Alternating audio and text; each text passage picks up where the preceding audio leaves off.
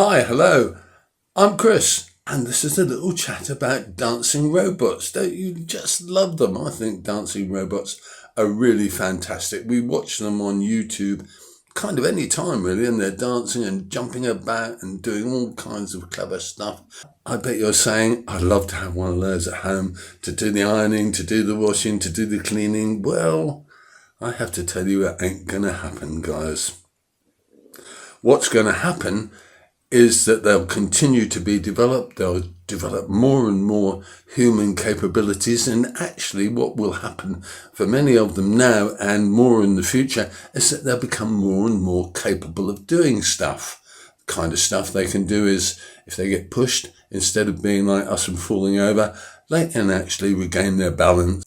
They can walk down very steep, slippery slopes. They can do all kinds of stuff. And when parts of them don't work for what they need to do, they can put on other parts. So, for example, if you have a robot that is handling small, delicate objects, it can change its hands. You can put on a new set of hands that are designed to do the specific job. Nothing to it. Plug one out, plug one in. So all of those things are designed to let robots fit in what we could call the human space. They're the same size as us, they're the same kind of shape as us, they can bend in the same ways as we can, but more. And what they can do is work for 24 hours a day, changing their battery once every few hours or recharging themselves once every few hours.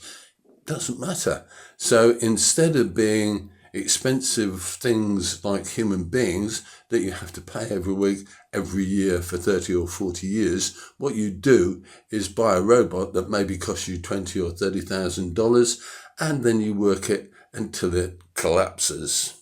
Maybe they'll last a year, maybe they'll last 10 years, and the longer they last, the more likely they are to replace human beings in the workspace because they fit our places. Isn't it clever? You have to admit that very few people will earn enough money in the future to actually buy one of the bloody things to act as a personal assistant. Gosh, I work in a factory and my robot can do 10 times more than I can. It will last probably longer than me on a single charge. And it's going to fit in my space. It's going to take over my job. I won't have the money probably to do anything apart from maybe exist on some kind of state payment and live in a hole in the ground.